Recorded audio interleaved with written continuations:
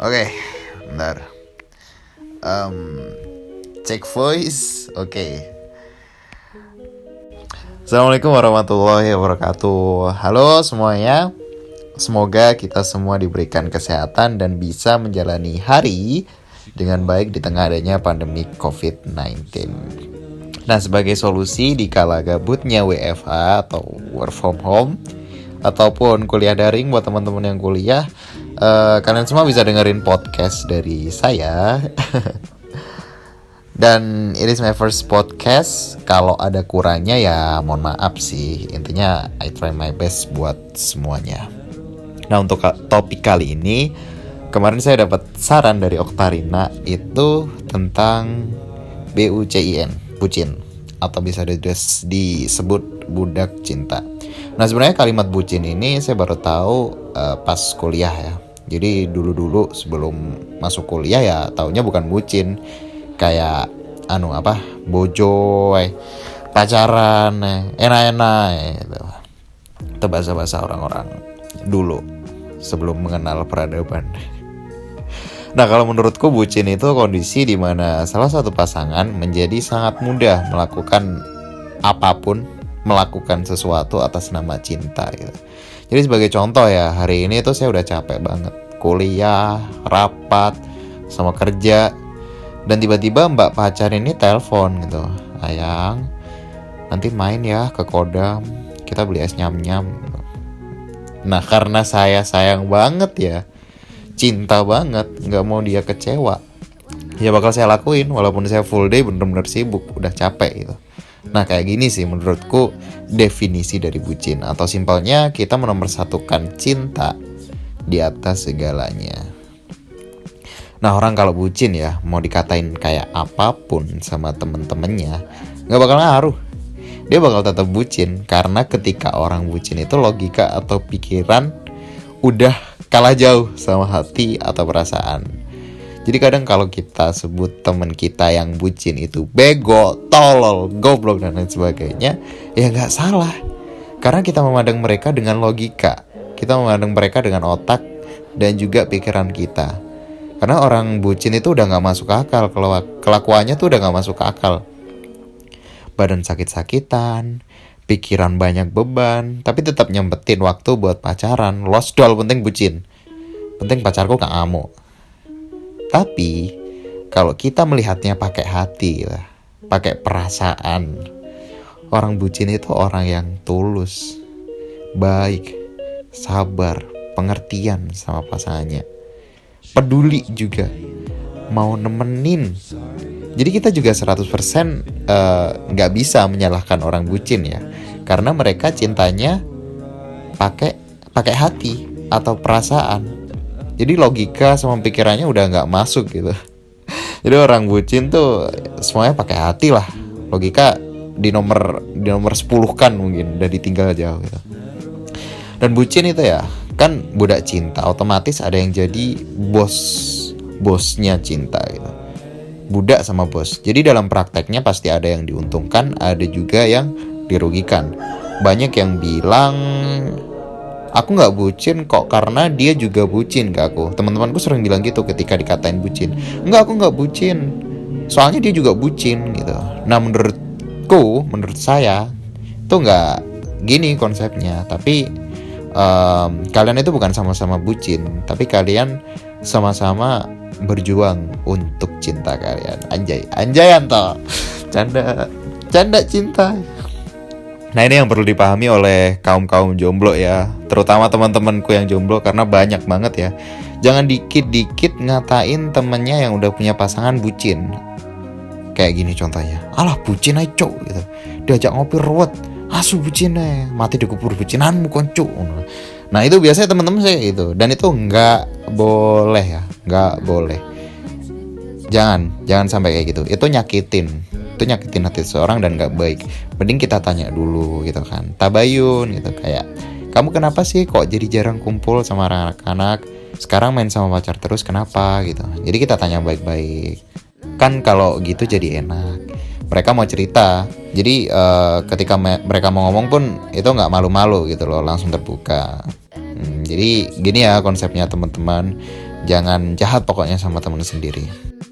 Kalau ngomongin soal pengalaman, ya pasti ada sih. Dan saya yakin hampir semua anak muda itu udah pernah menjadi seorang bucin atau buciners.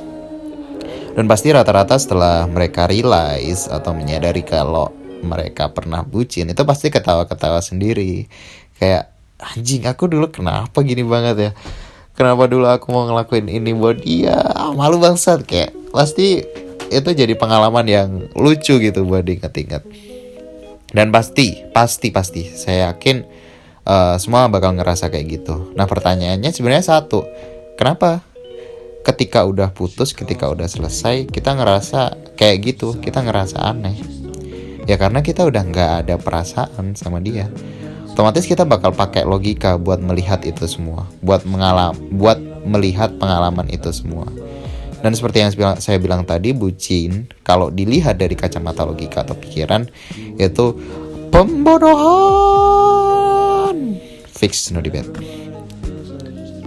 Terus kalau bicara soal pengalaman gitu ya, jangan sih menurutku, karena bahaya. Nanti pihak sebelah baper guys. Jadi kita jangan bicara soal pengalaman bucinku ya. Mending kita bacain kemarin kan aku sempat buat question tag.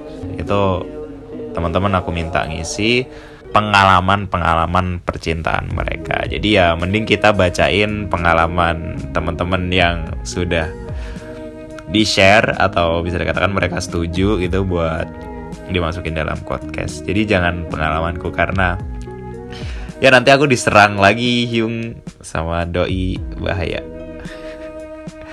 Oke, kita baca ya teman-teman. Buat pengalaman teman-teman mungkin ini ada yang ku sebutin namanya, ada juga yang enggak, karena ada yang sedikit berbau privasi. Jadi kita sebut sebagai Ilham saja ya. Ini dari Ilham. I started my first kiss in a park of my campus. Hehe. Astagfirullah Ilham ya. Buat yang nggak tahu bahasa Inggris itu bahasa Indonesianya, saya memulai my first kiss, cuman pertamaku di taman kampusnya. Jadi salah satu pengalaman doi itu cuman pertama di kampusnya sendiri, tepatnya di taman. Wow, Ilham, kamu ini berdosa banget itu. Saya harap saya bisa menjadi lanjut ya, udah. Untuk Ilham, ya mungkin itu pengalaman yang keren ya buat kamu. Kamu pasti bangga sama kamu. Tetap semangat dalam menjalani hidup. Lalu yang kedua, dari kita sebut namanya Cisa aja, kita sebut namanya Cisa. Jadi pertanyaannya, jadi pengalaman dia itu dulu pernah ngalamin toxic relationship sampai berat badan turun 7 kg padahal nggak niat. Wah gila. Nah ini pengalaman cinta ya, bukan hasil dari bucin. Bisa dikatakan hasil dari bucin juga ya. Turun 7 kg tanpa diet, itu pengalaman yang berat sih. Semoga Cisa bisa mendapatkan pasangan yang lebih baik ke depannya. Oh, dia ada replyan lagi. Alhamdulillah sekarang udah sama yang jauh lebih better, dan semoga bisa seterusnya. Amin. Semoga terus bahagia ya Cisa.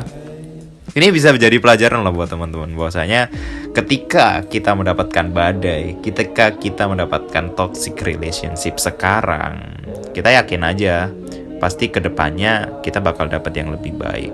Seperti contohnya Cisa. Ini real contoh nyata dari Cisa.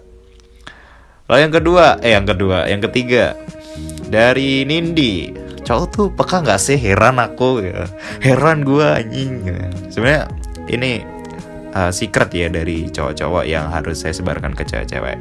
Kalau cowok itu 100% peka kalau kalian suka sama dia, kalau kalian suka sama cowok. Jadi cowok tuh tahu kalau kalian suka sama dia.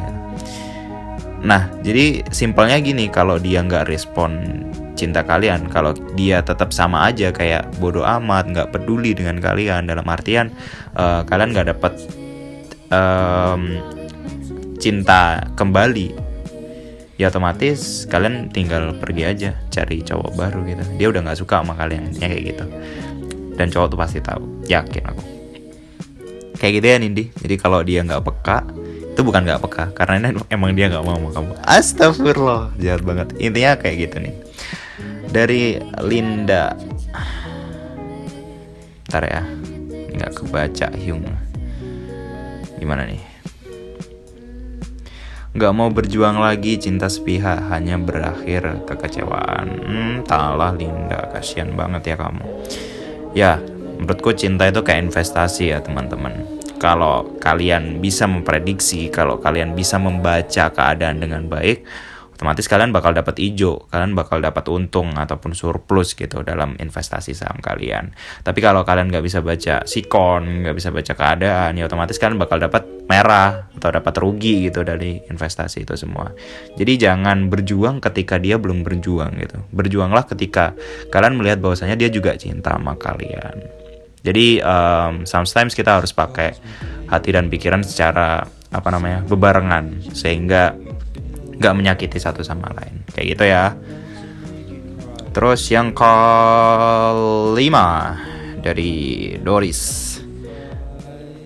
Setelah di ghosting, jadi males build a serious relationship, tapi jadi deket sama banyak orang. Oke, ini salah satu hal positif yang didapat setelah kita di ghosting.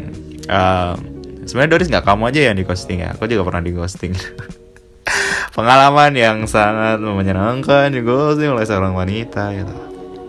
Ya jadi di ghosting itu ya sebenarnya lebih sakit sih emang daripada ditinggal dengan pamitan gitu ya. Karena di ghosting itu tiba-tiba ngilang, tiba-tiba tidak terdeteksi keberadaannya gitu.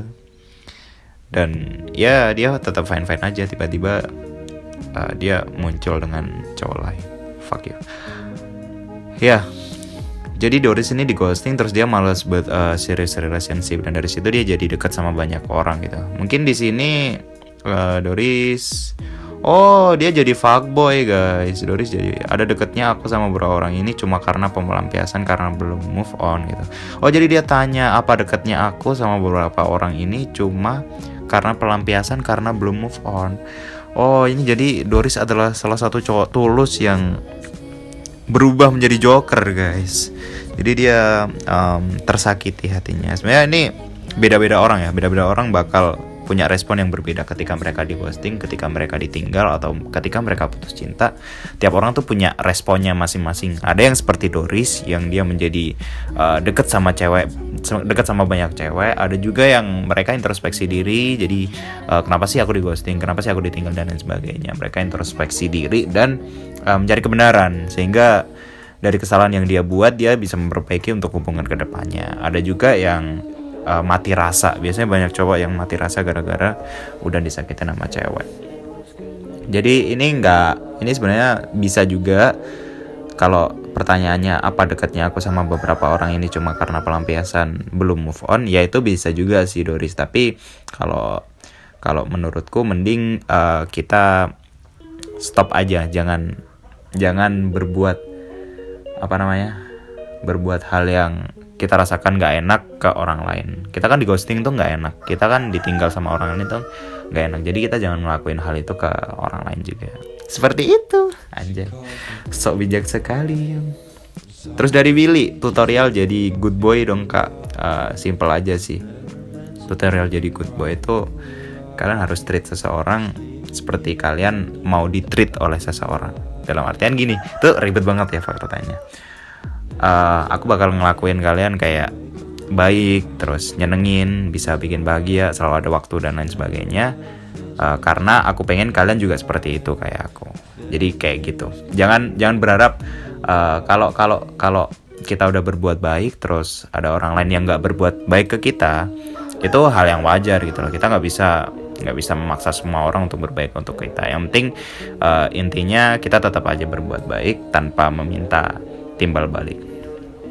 Terus dari Mbak Cintia, bucinnya Tan Boy Kun gimana ya? Udah lama Mbak aku bucinnya, kayak 2 tahun yang lalu mungkin. Tapi jangan diceritain, bahaya. Lanjut dari Bruce Banner. Kebucinanku zaman SD sampai SMA, rela ngerjain PR doi, padahal bukan pacar. Haha, goblok. Ya, emang Bruce Banner ini parah. Goblok banget sih kamu. Mending kamu pacaran sama Harry Styles. Anjay, Harry Styles. Jadi kebucinannya dari Bruce ini bukan kebucinan yang menghabiskan harta ya kalau kita lihat. Bukan kebucinan yang ya apa ya, kayak dia meluangkan banyak waktu untuk main dan lain sebagainya, tapi kayak rela ngerjain PR doi. Ini bucin yang positif ya Bruce. Kamu menjadikan orang goblok. Aku nggak ngatain kamu goblok, tapi kamu menjadikan orang goblok jadi pinter karena kamu kerjain PR-nya. Kamu adalah orang yang baik Bruce. Tetaplah melakukan hal-hal yang baik. Semangat gitu. Lalu selanjutnya dari Samantha. Coba kalau nggak perhatian tuh sayang nggak sih? Sayang. Jujur, kadang ada cowok yang sifatnya tuh bisa perhatian, kayak setiap waktu ngabarin kamu, telepon tiap malam dan lain sebagainya. Ada juga cowok yang nggak bisa ngabarin kamu karena dia sibuk dengan urusannya sendiri. Bukan dalam artian dia sibuk dengan urusannya sendiri, dia nggak sayang sama kamu, tapi dia sayang sama kamu untuk masa depan nanti gitu. Dia sibuk kerja, dia sibuk ngurusin kuliah.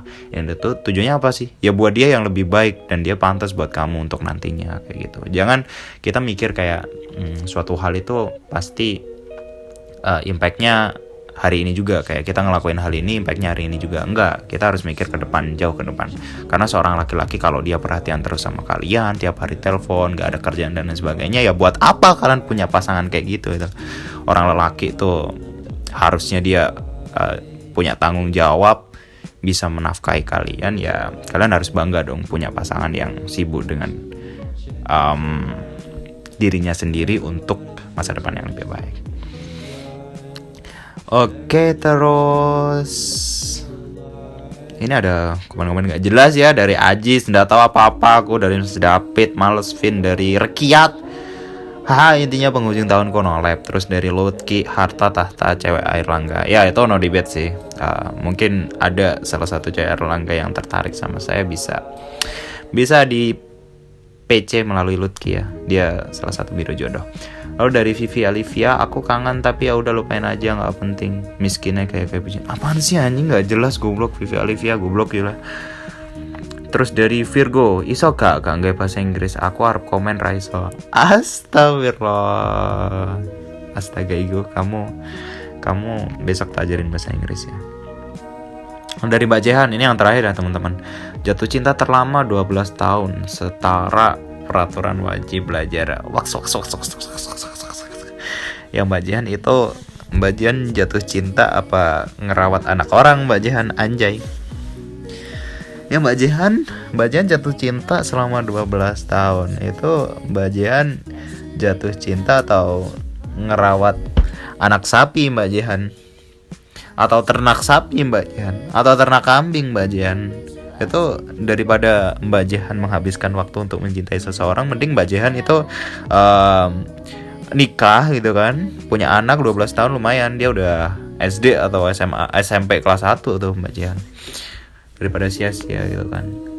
Nah ini lucu sih Mbak Jehan ini, kok bisa ya? Oh ini menunjukkan bahwasanya Mbak Jehan ini orang yang setia guys, orang yang bisa